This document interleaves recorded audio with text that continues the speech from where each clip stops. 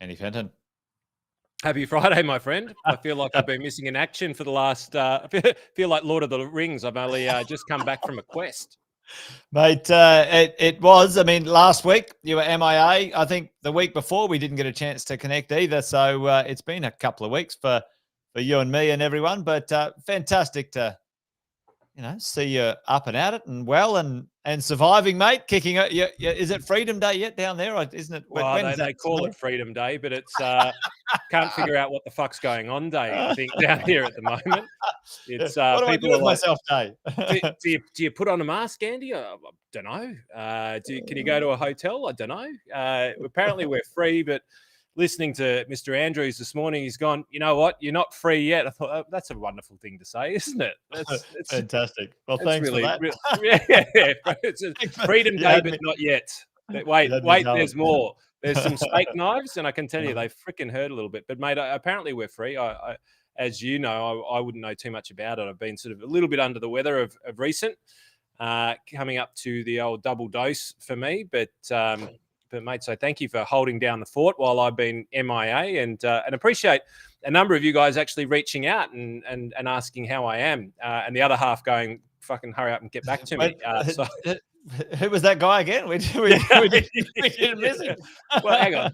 If there's one, there was some, and if there was some, there's many, and if there was many, exactly. There was a plethora. That's just the way. We've got to sensationalize some things. But absolutely, mate. Thank you to the person who reached out to ask how I'm doing. Person. Well, Sammy Sager's filled in for you, mate. And what are you drinking today? Before we kick off, folks, and into the Wealth, Wine and Wisdom, welcome along. Quick shout outs: Alison, Stephen, Shay. I love Shay's in. Yep, she's here. Hey, listen, my little drop today. It's a little bit feminine. It's a little bit empty, mate. You're a few glasses in already, are you? I haven't been drinking at all. You know what? You've made me feel so bad about my wine habits, Andy. I've now just turned to white wine because I can drink one glass and put it in the fridge. So, Mate, I'll wait for the next episode when it turns into a slushy. Yeah. Andy Fenton's figured out how to. Every time I go to open a bottle of wine, it's like, mate, you can't drink that the day later. And I'm thinking, well, I can't drink it a whole bottle now. What do I do? Well, there's somebody who said they're water, Jason. So maybe it should be Wealth, Water and Wisdom. It's probably a little bit more suited. It's rose. Well, it's actually, let me tell you, it's a very nice drop of wine. If anyone wants it, I don't know what's Sarah Rose beautiful. Or whatever it is, but it's roses. A very nice bottle. Look at that. And we bought a heap of them. And we had to drink them because we wanted to turn them into water bottles for our pool area. Anyway, there you go. That's quite beautiful, Jason. You're quite the delicate flower there, mate. It's Shay's wine, actually. Save me, Shay. Save me. Anyway, well, why don't we get into it, mate? We do have, for everyone joining us, there could be a few of the mentoring clients on board right now. So the positive mentoring clients, give us a shout out, team. If you're here, I know Alison, and a few of you guys are part of the mentoring program. So great to have you guys here. This is our follow-up from the other night. Andy came and presented, which was, Andy, our number one highest attended mentoring this year. Thousands, Jason. Thousands of people. Well, it was pretty close, but over 350 actually attended. And, your strategy work there was amazing. And we've got some follow-up questions. And often, Andy, there will be more and more questions, I'm sure. But we're going to do our darnest today to crack into that and have a little look at what that might, the answers might mean to those who are asking those questions. So we've got 16 questions to go through. But I thought as part of what we do normally, folks, you guys know the drill. We usually have a little bit of what's in the news, things you should know and questions. Maybe before we do, Jace, it'd be interesting because it's been a few weeks since I'm out, just so that know that everybody's there. I'd be interested to know whether you'd be curious to figure out how you can potentially access a $220,000 tax-free income. Yes. But while whack it in the question box, if that's you, say yes or just a Y. The chat box. Whack it in the chat box. And apparently I was calling it something else the other time. Jason reprimanded me.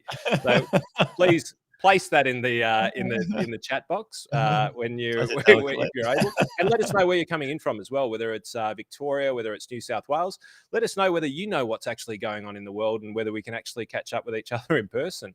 But it'd be good to hear from many of you, Stephen, Michelle, Megan. Good to have you all on board. Yeah, who caught it and who didn't catch it? How many on today didn't catch that? Because I think it'd be well worth it, Andy, for you to potentially cover about what the overview was, and then we could dive into those questions in a minute.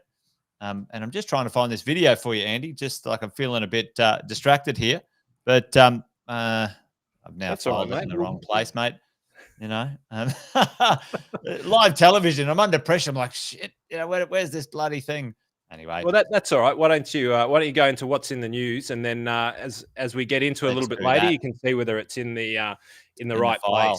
Yep. Yes, from Spain, Miles from Spain. He's coming in from Spain. I'm not. He's probably got more chance of actually getting to Brisbane than what I do. To be fair. Well, there you go. Welcome, Miles. Yeah, good to see you dialing in, mate. And there's a few there, a few of the regulars. Michelle, good to see you. I think you're early in Queensland time and late in Melbourne time, so it's kind of it evens out really at the end of the day. I'm still a bit put out with this daylight savings malarkey. Queensland's got to get its shit together with that stuff. But anyway, it's the cows, mate. It's the cows. It's the cows and the curtains. We need to look after them. So. Got Chris in from Melbourne as well. So a few of the good crew in here.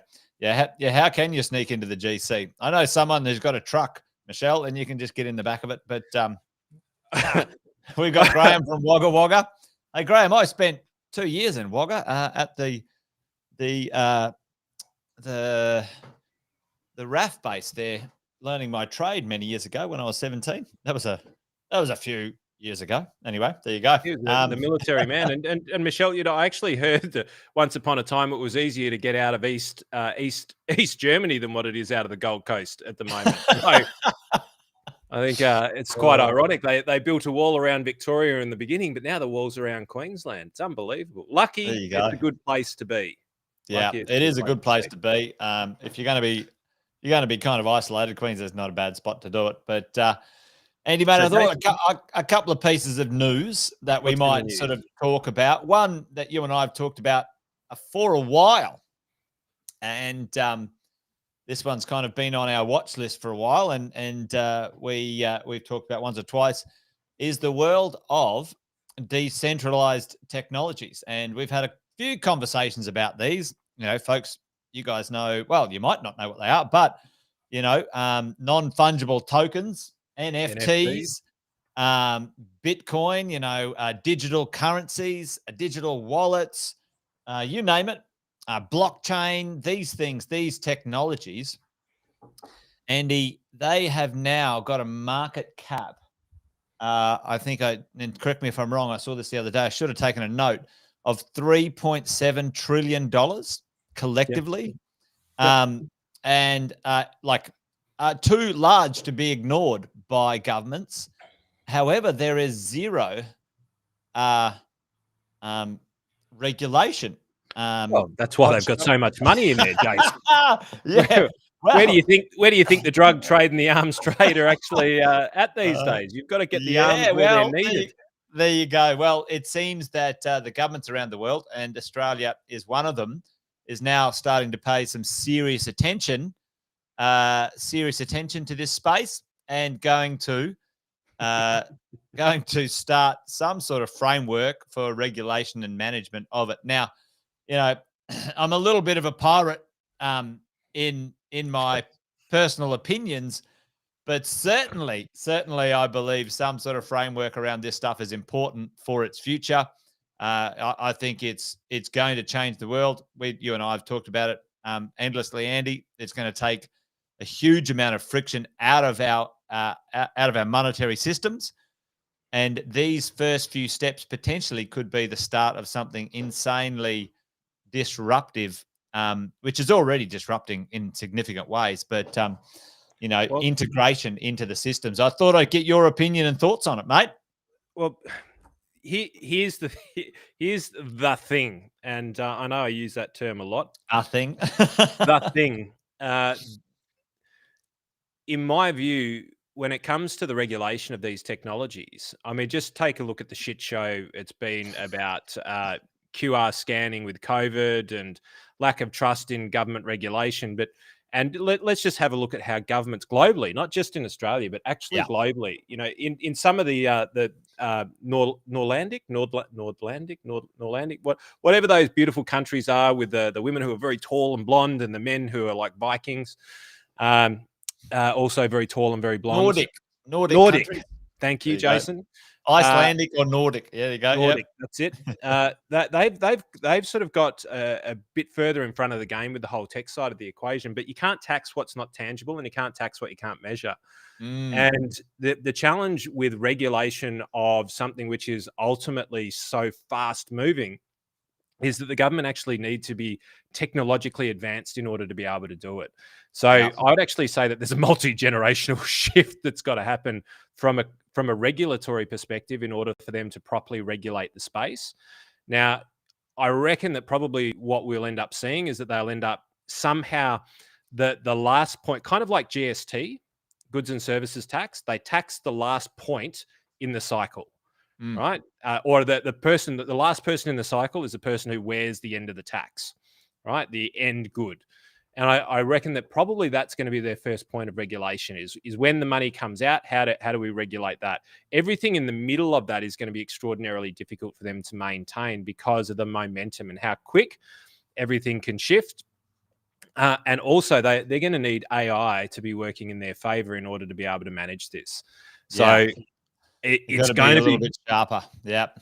It's going to be, or they will try and make everybody come onto their version of Bitcoin, their version of Ripple, or their version of Ethereum, or whatever the case may be. Well, there's a few countries around the world having a crack at that, Andy, isn't there? Like, you know, there's a few, and it might be successful. I mean, every country in the world's got a currency, so you'd expect potentially every country in the world potentially might have some sort of digital currency at some point. Maybe, who knows? I just thought, you know, it's an interesting conversation. Mine is really going to be which one takes over first, because you and I both said quite a lot previously, maybe about 50 episodes ago. Can you believe it? That it's the use of the underlying technology that'll probably become more prevalent before the use of the actual currency itself. And where we're seeing a massive amount of acceleration at the moment is in more so in the NFT space, but it's sort of the same thing, blockchain based technology. And this is I think that we're going to see far greater leaps and bounds forward in the blockchain related smart contracts area than what we will necessarily in the currency side of the equation, because until the government's smart enough, they're not going to be able to regulate it. But the smart contract side is a really interesting place for them to start to play. And I think, you know, small to medium businesses, you and I and everyone else should really be looking into that smart technology, because Jason, in a world like where we are right now, where in theory, if we just plugged our tax file number and our bank accounts into our Facebook profile or Instagram profile, we'd probably be able to buy and sell instantaneously property anywhere around the world. Like think about that for a tick. So think about Facebook as the block of our data. And if we had our currency and everything that's sitting in our Facebook profile, not saying that you should do that, just as a quick disclaimer, people, please do not put your tax file number up and go, I would like Facebook to have my tax file number. Yeah, not a good idea. not my best idea in the world. But think about that, and think about if then you could share that profile with anybody, and I'm using this as a metaphor, of course. You could share that profile with anybody instantaneously, literally by the snap of a finger or by pushing share. I'd literally be able to, Jason, if you were over in one of the Nordic countries and you had an incredible bit of real estate that I wanted to acquire, in theory, I would just be able to share my profile with you, and we'd be able to, through a smart contract, which is just a digital contract, instantaneously settle that thing. And I think that, you know, with all of this stuff like Bitcoin, Ethereum, that's going to get all of the headlines, but where the money's going to be made is in the smart contracts. That's my tip. Yeah, mate. It's interesting when you talk about that right now, and I'm just ducking off to change or add a little thing to our conversation right now because you just reminded me of this one thing. But the idea that these platforms are taking hold or being these central places for this exchange of potentially information, banking, whatever. Like Apple, Apple and Google have applied for their own banking licenses, and I'm sure there's other platforms doing it right now. And I don't know if anyone's paid much attention in this space of just recent times, where the platforms. I'm just going to drop this to my iPad right now. The platforms. Just whack it in the chat box now if you think that Jason's doing an amazing job of multitasking. I'm quite impressed. Actually, he's managed to keep the sentence going with a few ums and ahs here. A few ums and ahs, but the platforms are fighting each other for eyeballs and advertising and marketing dollars, Andy. And we do a lot of this stuff in our businesses, talking about getting in front of the right client and so on. You and I have chatted about this multiple times. But it's an interesting one. Facebook, Google, and Apple have just had quite a stoush over the last year about privacy, about people's data. There's some big question marks around these things. And just linking these together while you were talking about that very thing, I'll put my stuff into Facebook. Well, I think one of the first ones that are going to do that is Apple. And they've actually made the maneuver. I'm going to sort of quickly switch this you might to. need to make that a little bit bigger. That looks like a very pretty graph. Let's whack this in here, and I'll whack that up there. So the Apple has pushed the caps, pushed out Facebook to hold people's privacy on their networks, right? And you can see only in the last sort of 6 months since Apple has released its latest updates in its iOS software to say, hey, do you want to share your personal data with all these other people, these third-party apps? Do you want to share it?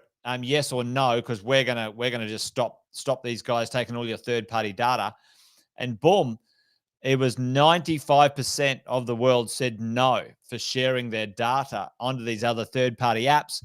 And then it was on-sold and then used and, cross-pollinized and whatever.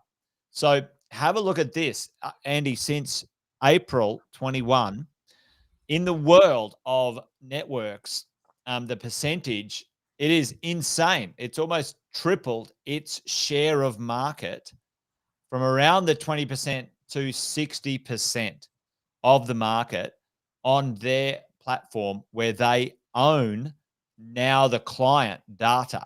They are the leader in privacy. So imagine Apple launches its own crypto or gets its own smart contracts or gets its own banking license. It's coming.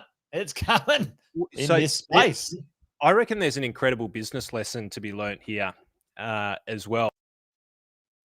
Because I reckon I know the reason why. Put it in the chat box if you think you know the reason why Apple is actually the one that's getting the. And I've read some articles around this. The most amount of users actually saying, yes, I want you to use my data. And I think I know the reason why for this. Not implicitly, but I believe 100% I've actually given this some thought. But my view is that so every other platform on there, they take your data and they use it to their advantage. Apple actually take your data and use it to try and make your life easier. So Steve Jobs once had a closed architecture idea for Apple because he didn't want anybody else destroying the user experience. Now, that was the one thing that set Apple apart for generations. But obviously, they needed to evolve as the world went into an open API, open architecture type of work, and they've transitioned really well and really quickly. Like 10 years, it really took them to transition. Yeah. But when you use an Apple device, how much easier does your life become if you allow it to share your data across multiple apps, across multiple platforms, across your computer, to your iPad, to your phone? It actually facilitates an easier user experience for you. So it makes your life better or easier. Whereas Google showing you the right stuff to buy and chasing you around the internet maybe doesn't actually do that. That's my belief as to why I think Apple is crushing this space. Well, and Andy, I don't know if you, and I'm a massive Apple fan, by the way, folks. So I love the Apple world, and some people hate it, some people love it, some people are whatever in the middle. But when Apple launched its watch, and they launched iFitness, iHealth, I can't remember the app that goes with it. Within 1 week, the number of people who signed up for a health study was the largest health study in human history in a week because of that technology, right? Wow. And it was to do with heart attacks and early warning signs and whatever, right? So the largest health study in history in under a week, like that. And we've been trying to do health studies for thousands of years or whatever.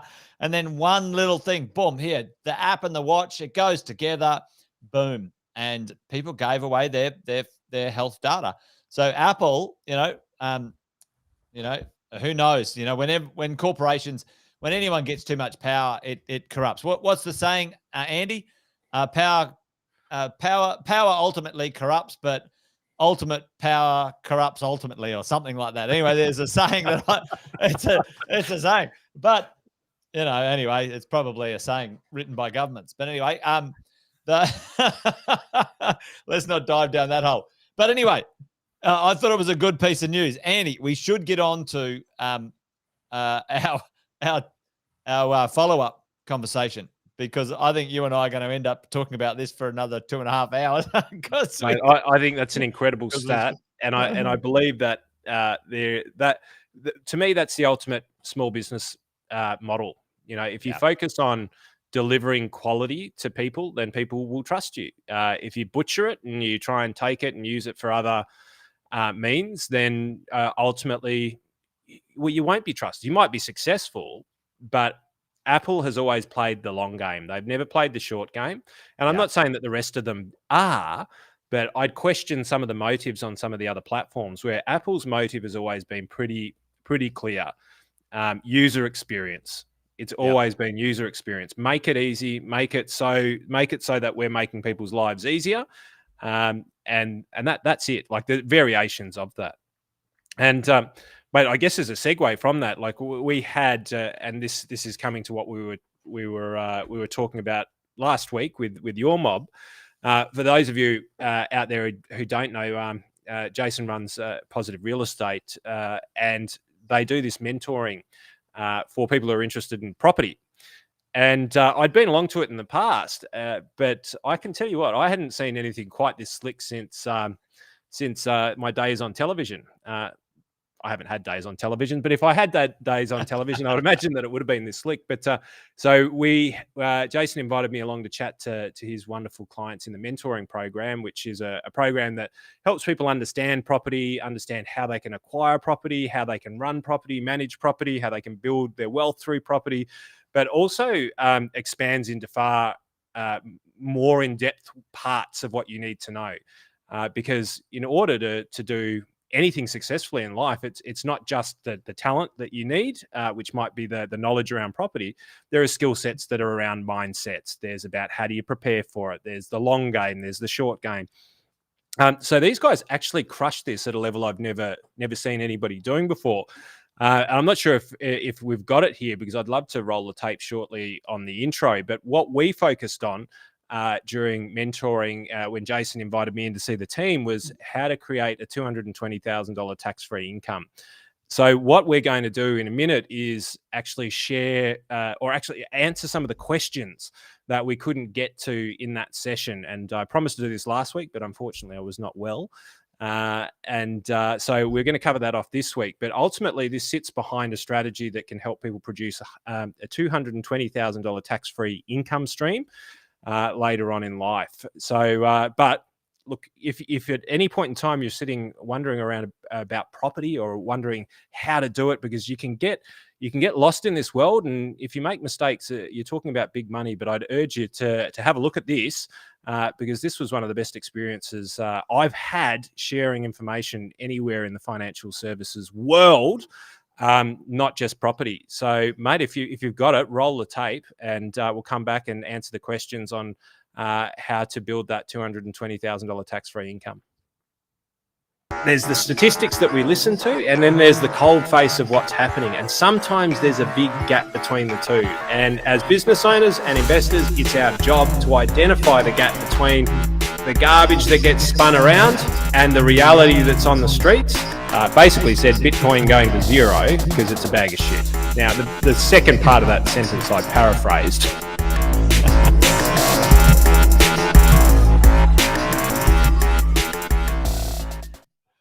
Mate, you were looking a little bit sharper and younger there in your pre-lockdown haircut. Hard to believe it was only 6 or 12 months ago. But mate, if you can get the intro to that, maybe as we go out, like the intro to the whole session, that would be awesome. Oh, yes. I'm not sure whether you've got it in the bank, but super impressive, guys. They run this show.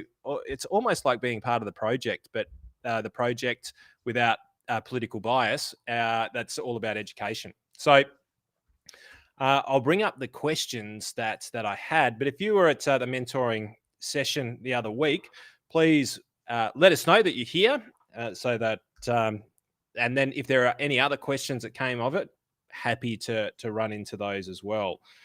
But what I'll do is I'll just introduce a concept that we spoke about a lot in the conversation. And one of the concepts that we spoke about during the session was, well, superannuation. It's this big everybody knows about superannuation. Everyone has an opinion about superannuation, but not everyone kind of realizes how to put the nuts and bolts of it together. And I think that part of that's by design. But ultimately, what's available to every single one of us is to put money into superannuation over a lifetime, so that when you are 60 and retired, or 65 years of age currently, you can access that money 100%. There's no restrictions on how much you can access of it. But if you turn it into what's known as a retirement income stream, or a pension, a superannuation pension, then the investment returns of that are tax-free and the income from that is tax-free. So every single one of you in Australia, whether you're a part of a defined benefit fund or not, whether you've got a self-managed super fund or not, you are able to access these benefits. It's a little bit different in the defined benefit world, but there's up to $1.7 million each. So that's each. For each person you can have $1.7 million in superannuation that, if you choose to, at the age of 60 and fully retired, or 65 years of age, you can turn that into a superannuation pension, which means that the income is tax-free, the capital gains tax-free, and if it grows beyond 1.7 million, that's fine. If it grows to 2 million or more, that's fine. So if you invest it really wisely, it can be more than that. But the question then becomes really quite difficult, because ultimately the government want all of us to be able to retire, and they want us to pay for our own retirement.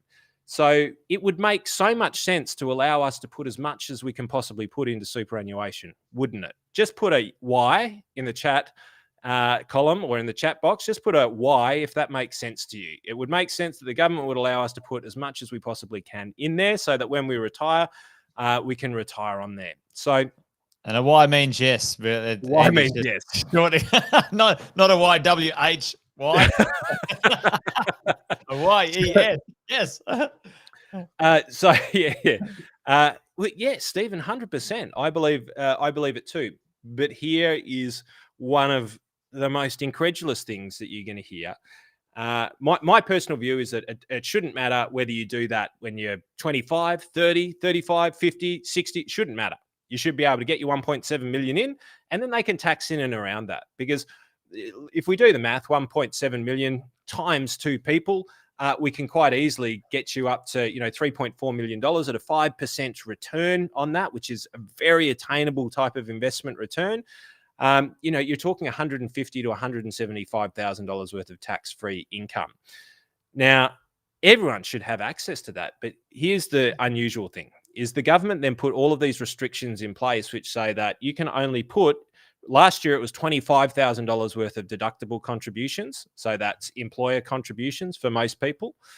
That was $25,000 last year. It's now increased to $27,500 per annum, which can go into super. Now, that's either as what we know as a deductible contribution, which means, an employer contribution, so SGC, as we know. So that if you earn $100,000 from an employer, then they are obliged to pay 10% of that, which means $10,000 into your superannuation each year. But you have got an extra $17,500 a year that you can put in. And if you put that from your personal name, you can claim a deduction for that. Right. So that concept is something which we're going to chat about quite a lot, which will answer a lot of the questions that were posed. But that's the maximum amount you can put in and claim a deduction for. So if you start to do the math on that, you go, well, hang on, Andy, you've just gone $1.7 million. There's a fucking lot of years that I need to be putting $27,500 in order to get 1.7 million. Nay, Andy, this is near impossible to do. And I kind of agree with you. Well, tell me, folks, if you were just to put $27,500 in per year, how many years would it take? Andy, I've got the answer because I just pulled out my calculator. It would take you 61 years. That's crazy, huh? 61 years, folks. So it's a good idea, but is it practical? Oh, you're kidding me. They wave it out there, but can we do it? Yeah. So the response is it's very challenging to do because, 61 years, most of us aren't earning a taxable income from the age of 1. Most of us then manage to do extraordinarily stupid things with our money in our 20s and late teenage years. So we really only start accumulating for the best part, not those in your community, Jace, because they're very business minded, they're very wealth minded, and they think about the future.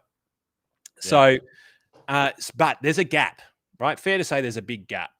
Now, there's another condition in superannuation, and I'll get into the good stuff in a tick, but these are the important things to just preface beforehand. And by the way, the big disclaimer, this is not financial advice. You've got to take into consideration your own personal circumstances. I'm just feeding you generically what you can visit the ATO website and see. So each year you can make a contribution of up to $100,000 and you can't claim a tax deduction. So that's money that goes straight from your bank account straight into superannuation. You can't take it back out until 61 and retired or 65 years of age. It doesn't get taxed as it goes through. The 100K goes in and you can invest that. So that's already tax being paid on that because you earned it and you paid it in your personal name, and you can put $100,000 per annum up to a maximum of? Sorry, it's 110. Sorry, Jace, I'm in my old world because they keep changing the damn rules. Pretty much like COVID. But 110,000 a year, and under certain conditions, and I won't go into all of them right now, but it may be possible for you to put anywhere up to 330,000 in a single year. You have to qualify for certain super balances in order to be able to do this. And here is where the puzzle really starts to take place. And here's where people really need to start to look at their super. And I guess if you weren't part of mentoring, first, you should be. It'd be a great place for you to be. But second, start looking at super more as a reverse engineer it. Say, how much do I need to retire? And then start to look at how you can get it in there, because that is one of the biggest challenges, believe it or not. Well, that is the question, isn't it, Andy? It's not like, should I? It's like, yeah, you should. How do you get it in there? How do you, the timing of it? When do you start? How do you get it in, and the strategy around it? Because that's and Chris asked the question, is that 110 each, Andy? Yes, that would be accurate. Yeah. 100%, 110,000 each, and that's 330,000 potentially each as well. But here's the thing: if you do the 330,000, then you cannot make another post-tax contribution for 3 years. So 3 full financial years. So if you made it, on the 29th of June, as an example, and it hit your accounts within the financial year, then you've got two financial years and a couple of days, and then you may be able to do it again. Yep. But even then, you're probably sitting there going 1.7 million. Like, Andy, I don't always have a spare $330,000 sitting around. And that's fair to say, is that you don't. So the government may put up there the 1.7 million, this is the big thing to be able to hit. But the reality is that you really need to start to think about planning it. And so we went through some incredible strategies that property investors can use in order to be able to create this $220,000 tax-free income. There's other stuff, because I know I've only given you a piece of the pie here. If you do want to find out more about that, like put tell me more, hashtag tell me more into the chat, and one of Jason's team will reach out and help you out with it. Because there's other parts to it. But with the 1.7 million each, that's $3.4 million per couple, or if it's just you, it's 1.7 million for you. But if you are a part of a couple, that's 3.4. If you've got a polyamorous relationship, I guess you can potentially access even more than that. Well, Andy, can't you have up to 6 members in a small super fund now too? So you could at some point include other family members as well. But that's probably getting off the point here. But you can. It's a good thought. It's a good thought, and we may or may not do that. So. There are ways that you can start, and this is it. Go to the end. Always reverse engineer your end goal. That's what I love to do. That's what you love to do in your business. I know you talk about that with your team, and that's why you wear the shirt powered by purpose. Because the end game it has a financial component, but usually it's about quality of life, happiness, joy, all of these sorts of things, and then it's what is it going to take for you to get there? Yeah. So. Look, that's a bit of the frame, and I know I've spent some time to frame that up, but it was important in order to be able to have the rest of the conversation. So there were a number of questions that then came out from mentoring. So hopefully you guys are in there, and if not, maybe Jason and the team can share this on how to develop the $220,000 tax-free income. Totally, we did have. Yep. We did have a couple of questions, and look, if you are part of mentoring, you want to see it again, just put it. Type it into the chat field and we'll help you out with that. Yeah, the team know they've got their Positive Mentor app, and you can watch the replay for the mentoring program. Andy, you can watch Andy on replay endlessly if you'd like. What a horrific thought. But there you go. So Andy, we've got 15 questions here that were follow-up questions from the night. Do you want me to read them out? Mate, if you want to. Yep, I've got them in front of me, but let's go. Now, I'm not quite sure they're in a sequence, but I think you've answered question number 2 already. So what's the maximum you can put in per year? It has increased to $27,500. And just a little add on that, I think, Andy, it will increase over time, isn't it? The government's thinking of sort of increasing it over time to a certain percentage. These are indexed, but indexing can go positively and negatively as well. So it could actually go down depending on, but we would expect over time that will go up as inflation and wages go up over time. That should go up. That's the reason why previously it was 1.6 million that you could put in each, and now it's gone to 1.7 because it was indexed and it was indexed up. So 100% you can per person. $27,500 is your total deductible contribution. They're called concessional contributions in the superannuation, and they're available per member or per person. Doesn't matter whether you're a member of a self-managed super fund, an industry fund, a bank fund, a retail fund. That's available to everyone. And that goes in taxed at 15%, Andy. And what a lot of people don't realize, actually, is that inside of a super fund, you can still receive tax deductions inside the super fund. So with real estate, I know a lot of people in their world of owning some real estate when it's appropriate. they get their depreciation, the tax deductions inside their super funds, and many of their super funds are paying a lot less than 15% on the way in as well. So ultimately, it's a nice way to minimize that 15% even further, in the single digits. So yeah, look, it is absolutely possible to get that close to zero over time with the right sorts of strategies. And again, as you said, at the right time, because anybody who's watched us for long enough realize that we beat up the politicians a little bit, and that's because the politicians can't leave it alone. They're like a teenage boy; they cannot stop touching things that are within their control. And so, realistically, I believe that one of the biggest risks to financial strategies, all of them, is the government and legislation. Yeah, they're maniacs. Yep. You did right. So, next question. So is this applicable to private and or government super schemes? Like the rules apply across, all of them, right? Effectively, they do. So, but when you're talking about defined benefit funds, and it's far broader than this conversation because it does get quite complex. If you've got a defined benefit fund, there's not that many of them around, but they do operate in the government sector and in the military they're common. Police force sometimes they're common. Some medical fields, you might have a defined benefit fund, right? And they will call it. So you can ask your fund, is it a defined benefit fund? If it is a defined benefit fund, you will need to find out from them the calculation of your benefits. It'd be wise for you to speak to an advisor because it's complex.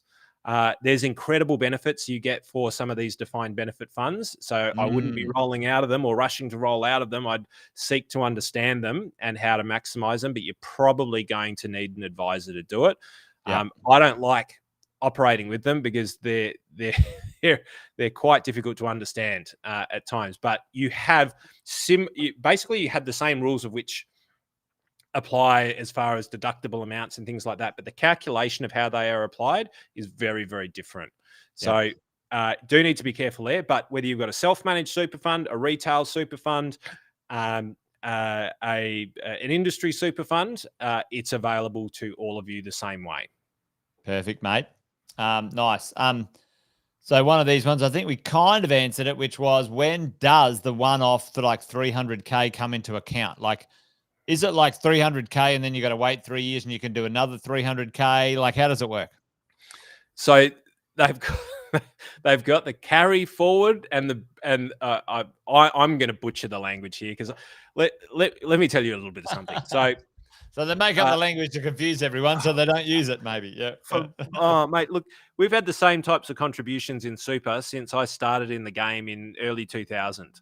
Yeah. Right. I know most of you are saying, Andy, you don't look that old. And look, God love you. You're right. I started young. But the government have changed the name of the contribution. So that employer contribution is now called a concessional contribution. It used to be called a deductible contribution because you claimed a tax deduction. It's gone through 3 name changes, but it hasn't changed. But they've changed the name of it 3 times, each time more esoteric than the last. So this is where I say finance actually isn't that difficult. The government quite often makes it difficult because of the legislation they put on it, but sometimes it's just the naming of it makes it hard to understand. But effectively, where was I on that one? I was going somewhere with it. It was... Mate, it's okay. It's 300K in one go. Can you wait 3 years? Forward. Yep. It's bring forward. Yep. There are rules that apply, and they're based on the balance of your superannuation fund, right? So if you're above what's known as the transitional balance cap, right, which is that $1.7 million, then you can't do these non-concessional contributions in these amounts anymore, right? You've got to look at what you can contribute. Once you pass certain balances in your super, the rules change. But if you are under the balance, then if you do $330,000 out of your pocket straight into your super this year, then for the next 3 financial years, including the one that you're in, you cannot make another post-tax contribution, right? But you can still do your 27,500. You can still do your 27,500 up to the... Well, look, you can still do it. You're just going to get taxed, right? And it doesn't make any sense from my perspective. 50% or something, isn't it? Yeah, the tax is ludicrous. Yep. So the financial year that you make the contribution plus another 2, those are the 3 years, right? That you're bringing that the next 2 years worth of contributions, you're bringing that into this year, right? Which means you can't make those contributions for the next 2 years, but the next financial year after that, gloves are off, as long as you can satisfy the ability to be allowed to make that contribution and that bring forward. Then you can potentially roll the dice again. And it's a good question, because it's a good strategy to be thinking about. And now if you're thinking about property and other assets, you should be going, okay, well, 1.7 million. Okay, well, there's 330 here, there's 330 there. What's the timing of it all? And if your brain's going into those areas, then your brain's going to the right area. That's good. Well, one of these ones, I think we answered it, but does the 1.7 million increase each year? How does it sort of, how does that increase? Is it indexed? It's indexed. So it should, as long as inflation and wage growth is still there, it should go up over time. Yeah. So they'll keep indexing that. To what extent? Who knows, right? It'll all depend on how the economy grows. Should it grow? If it shrinks in certain areas, there's a potential that it might actually come backwards. So yes, it's indexed. So it's indexed. Nice. So is it, if you own a property but you've got a mortgage on it, does that, if your mortgage is $600,000 but you've only put in 200 grand on it, and you only own $200,000 of that, is that deemed you only own $200,000 of the property, or does that crack the $500,000 limit? And this is really interesting. This is one that does trap people, and you really need to be, especially going into retirement, you really need to be careful of this, because this is where leverage is potentially not your friend. Because it is your gross assets in the fund, not the net assets in the fund, right? And so if you do have loans, they can actually work against you. Yes. Yeah. So it's in some cases, and we've done this for clients, we've had to sell down things in order to get rid of loans, so that what we've got is the true reflection of what's actually in the fund. Hopefully that changes over time, but I would say that it's not on the cards at this stage. Not on the cards, yeah. Good question. Really good question. Yeah, and obviously, if you own some shares, it's the value of the shares at that moment in time, obviously. Well, no, so the dates are usually as at the end of the financial year. Okay. Now they can vary. So again, this is if you're anywhere near these, it's a very good idea to seek some sort of advice. Yep. Or look up the legislation and be confident in it, but still speak to a professional, because if you're talking in these sorts of sums, you're talking about enough that if you mess it up, you're going to make a right mozza of it, right? Pay for quality advice in order to make sure that you make the right decisions. That it doesn't have to be through me; it can be through anybody. But I would urge you to get the right advice. But I'd urge you to talk to Andy Fenton if you're thinking about it, you lot. But anyway, it's generally as at the end of the financial year, because it's so hard. Like, think about self-managed super fund on how much is it on what day. Like, shares can go up and down in value, so they need to pick a point in time where they can do the analysis. Generally, it's the end of the financial year. Yeah, and we say that often, Andy, with folks listening in. If you ever move out and move back into your principal place of residence, you're thinking, I'm going to go away for a few years and then move back in. You have a 6 years capital gains tax-free window, but you should get a valuation on the day you move out and the day you move back in, because your accountant will be very unhappy if you say, I take a guess, try and make it up, whatever. They won't do it for you. I can tell you that right now. Yeah. Well, just anytime you transact, or anytime you change the purpose of the property, you should be getting, anytime you renovate, you should always get a valuation. And because there's deductions that you can, and this is so often missed even by accountants. They don't understand to do this, but there are points in time whenever there's major, and this is my side of the game, but whenever there are major changes in the way that you own assets, you should always be evaluating those assets at those points in time, because and understanding the reason why is really important. But yeah, look, whenever you change the value of a property, seek the right advice. But if in doubt, figure it out and get the valuation done, because 9 times out of 10, it's going to benefit you. Totally. Sometimes a very supportive value is important, and sometimes a very conservative value is important. I'm not really sure what you mean by that, Jason, but knowing the right value is important. All right, shall we move on? Now, Andy, what can you do?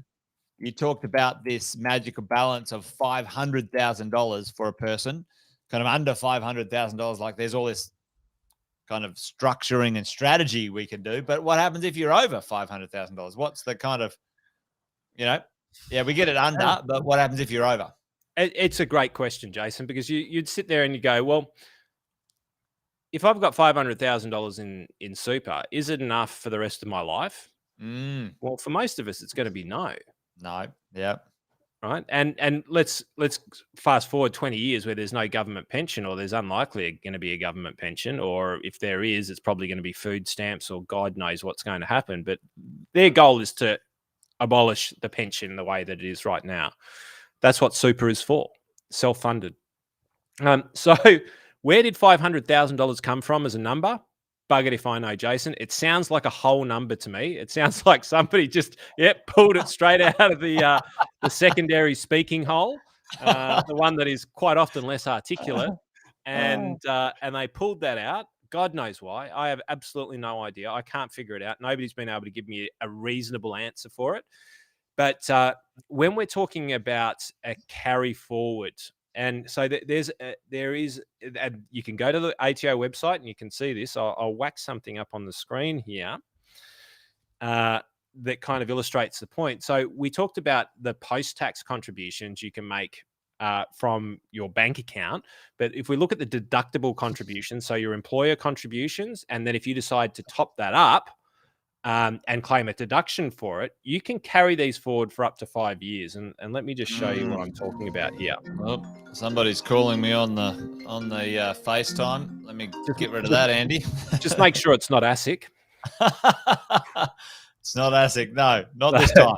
Not this time. No, I thought it might have been for me. But folks, you can go to the ATO website to get all of this data. That's where I got it from. But this is just a very generic scenario that I decided to pull together just to illustrate what I'm talking about here. 2018-19, that's the first year that this came into play, and that you're allowed to do what we call carry forward unused contributions. Now, this I think is smart. This is really smart. It's basically saying if you don't earn a $275,000 income, which means that your employer has to pay you $27,500 into your super every year, you can carry forward for up to 5 years what you have not contributed. So if you're unemployed for a year, as an example, you can then carry that amount forward. So here's sort of how it works. Let's just say that you had your concessional contribution via your employer, right? And that's $10,000. Well, you've got $15,000 in that year, because remember, Jason, it wasn't 27,000 back then; it was 25. So you've got the 15. You can carry it forward, right? So that means that you've got an extra 15,000. So the next year, if you still do a 10,000, well, you haven't used 15,000 of it, but in that year, you can actually top up that 10,000. You could make $30,000 worth of contributions, meaning you could make $20,000 of contributions out of your pocket and claim a tax deduction for that.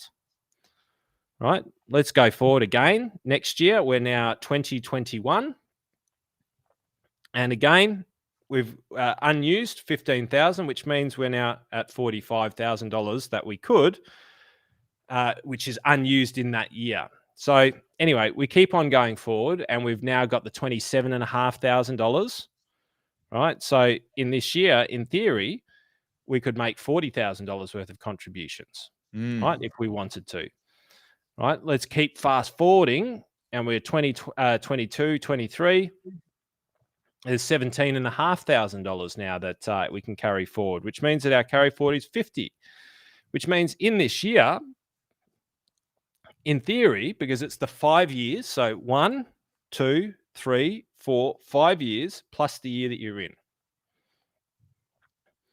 Right. And guys, seek advice around this. Like if you're talking about these sorts of sums, you should seek professional advice because we're talking about reasonable sums of money here and it makes a big difference. But that person could make $77,000 worth of deductible contributions into their super fund at that point in time. Sorry, I should have gone like this because you can't see because my fat head's in the way. Now, this is a big game changer, Jace, because this was not like this a couple of years ago. But this gives us the ability to be able to create deductions in order to top up our superannuation balances and make sure that we can put more into super, but also potentially reduce tax at the right time in order to be able to do that. And that's one of the big pieces of the puzzle. Bless you. When we're talking about reverse engineering the future, right, we're talking about, well, let's get smart about this. If we've had a few years where we've been unemployed or that we've started up a small business, we can bring those forward, Gesundheit. Then we've got the ability to be able to start to control our tax destiny. And anybody who's in the game of business or the game of investing, the more you can control your tax destiny, the better you will be as a result of it, because it is the number one eroder of wealth is tax. 100%. And you don't get it back in the same proportions that you friggin' paid it. That's what shits me, Andy Fenton. Now, I'd be happy to pay 30% if you got it back at that rate when you're retired. But hey, it doesn't happen like that. You pay 30% and you get it back at like a 0.5%. like a retirement a retirement dividend credit. Yeah, tell me about it. Yeah, anyway, but you and I know that it erodes our wealth into the future. So there you go. So the reason why I brought up that example is that part is linked to the 500,000, Jace. Yeah, that part's linked to the 500,000. So your balance has to be under 500,000. You might be going, why, Jace? Why 500,000? It's from the second vehicle unit that comes from down below the belt. I don't know why it's 500,000, but your balance needs to be under that in order to be able to utilize that type of a strategy. But it's a real key one, and it's so fundamentally important to your journey because you can use that wisely. Or you can just smoke through the $500,000 barrier, and that's per person, by the way. That's each per person. That's right. When you combine that, yeah, if a couple's looking down that strategy, well, that's what $150,000+ worth of potential tax deductions in a single year. So, but there's multiple things. Again, you should seek advice when doing this sort of stuff. But directly answering some questions based on information on the ATO website, that's effectively how you can apply it. That's the one. We did answer this one the other day, but maybe spend a couple of minutes on that. We've got 3 more questions, and then we might sort of call it quits. Andy, I've got to drive to Brisbane this afternoon to catch up with a couple of people. But you allowed into Brisbane, mate? Have they got a border control between the Gold Coast and Queensland's pretty flexible. Just making sure, mate. That's all right. I'll wear my mask in the car. It is. What happens if the balance is kind of exceeding 500K for one partner, but not the other? This was a good question. You talked about sort of this kind of balancing process of partners and contributions to each other's super, and I thought it was fucking fantastic. Yeah, look, we won't go into that right now, but it's another cracker strategy. But let me just say this is, if you believe that you're on the journey to be able to get up to $1.7 million in super each, then you should never allow your partner's superannuation to disproportionately grow beyond yours. Yeah. Right.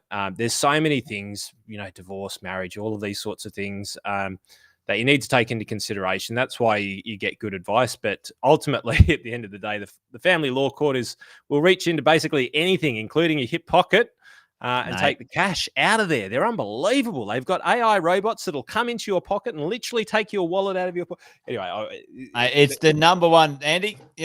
we say the number one risk you can't control, politicians, they're maniacs. The next biggest financial disaster the average Australian faces, close to 50% is marriage breakdowns. And it often resets the whole thing. And sadly, for a lot of people, it's a bit of a problem. Yeah. Short of a few bank accounts in Bermuda, there's very little that you can do to protect any asset against it.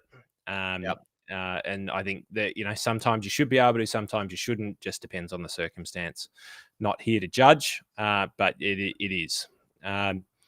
So the moral of the story is that you can have your super taken in a breakup anyway. So my thought pattern is, well, equal it out, like make sure that they're the same over time, because then as you pass through a barrier, your partner, you'll go through them at the same time. You can strategically align those journeys. Incredible strategies sit behind it. You can do it. Everyone can do it. Or most people can do it. And just be aware that you can do it. Ask your advisors how. So you won't have this problem, hopefully. But if your balance is, Jace, if it was you and me, and we were partners, and your balance was higher, you wouldn't be able to you wouldn't be able to use the carry forward, right? Contributions, those extra tax, but I would. Yep. And then, it makes sense to balance it out as you go. There's also some, very clever plans that we shared as part of our mentoring program. Those who aren't in the mentoring program, like Andy said, you should be. As buying a property to ultimately potentially use that to transfer wealth from one place to another at the right time. Any asset, really, it doesn't have to be property. It can be any asset that can transfer wealth from a taxed environment to a non-tax environment. There's some great strategies around that. There you go. Last one, and I think we'll sort of leave it at that, Andy, which is maybe a little bit of a technical question, but what if you have a property in your super and you want to sort of demolish it and rebuild? Thoughts around that? That's kind of not necessarily a question that we're talking about, but it was there. You have to do it in cash at the moment. You can't sort of lend. Yeah. Yeah. Look, my response to that is go and seek good advice, because I've spoken to professionals who say you can. I've spoken to professionals who say you can't. I say unless you get a good ruling from the ATO well in advance of doing it, you shouldn't even try it, because the ramifications of breaching some of these laws when it comes to self-managed super funds is they literally take the full marginal tax rate and they put it across the whole of your fund and can basically wipe out half of your wealth, or close to half of your wealth. So the ramifications are serious. It's a pretty intense question. And I guess the best way I can respond to it is that there are people who say that there are ways of doing it, and there are people who say that it's not possible. And really, if you're even considering it, you should be chatting to some very, very, very capable human beings. And my tip on this is get the okay from the ATO first before making big decisions. It might be a lot more simple than what I'm thinking about in regards to this, but anytime major renovations or potential construction of property that is sitting in a self-managed super fund, you really need to get great tax, legal, and financial advice in order to be able to do it. The ramifications are far too aggressive for you not to do it. And if you don't know the answer to it, it means that you really need to be consulting people. Yeah, and Andy, that's a good thing. I mean, a lot of people kind of often say, "Oh, well, the ATO is the enemy." Well, sometimes you sort of got to, protect yourself in the smartest way possible and understand the rules. However, you can ask them, Totally. what if I did this and what if I did that? That's part of what we pay for as taxpayers. They're meant to give us some guidance in one way, shape, or form. Because, folks, just so everybody knows, our tax system in Australia is what's called a self-assessable tax system. That's what it's called. The law says we, as the individual, self-assess based on the rules. Now, Andy, you and I know there's about 65,000 fucking pages of confusing tax law, according to Uncle Kerry. He's got some and opinions on potentially that. contradictory tax law. Contradictory. So that's why you do need a few advisors. But the point is, which you made a great point, is if you get to a point where it's a bit confusing or untangible, you can ask the ATO to give you a ruling, a private tax ruling that you can rely on for a decision that you're going to make. So I think that's great. I've done it multiple times myself, Andy. Once or twice it hasn't worked out so great, folks. I'll tell you a story about that later. Not today. We don't have time for that one. It's one of those things I've had a few people that I've worked with over different points in time at a pretty high level, and we're talking about significant sums, who've basically said, look, an ATO ruling's like a prenuptial. It's not worth the paper it's written on. It's not worth the paper that it's written on. It depends how big of the pain in the ass you've created in the process. Yeah. And that was actually from let me just say that if you think that that's a sexist remark, it actually came from the opposite side. And I didn't mean for it to be in any way, shape, or form. It's really just a matter of how challenging that they can become. Yeah. But look, I think they're cracker questions, Jason. I'm sorry we didn't get to it last week. I hope that all the team from your mentoring sessions are on and have received the benefit of that. And if not, that they listen to it. If you've managed to find the intro for it, I'd love to give it a plug, because I've never actually seen anything like this. And if you do have the intro, you'll see what I mean. It is literally an experience that's like sitting down, watching the project, but instead of having people, and look, they're all right, it's entertaining. But instead of watching the same BS every week that's talking about intangible things that you can't control, I'd say that you should really have a good look at this, because this is stuff that you can control, at least your part in the journey. And rather than switching on, the idiot box for half an hour to an hour on a Monday night, maybe you should switch on the smart box and listen to this. So if you've got the intro, mate, give it a roll. Box. Well, let me see if I've got the right video, Andy. Stick with me, folks, for 1 minute. I think it is. It will be, but I need to skip it.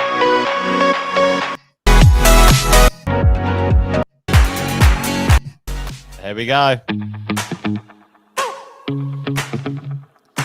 Tonight on Mentoring, how does a $220,000 tax-free income sound?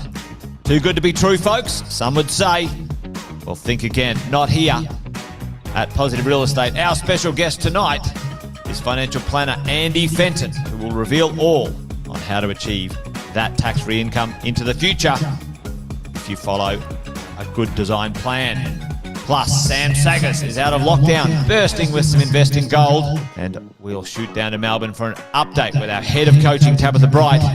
Pop the popcorn, folks, slip on the Ugg boots, and get ready for another bumper edition of Positive Mentoring.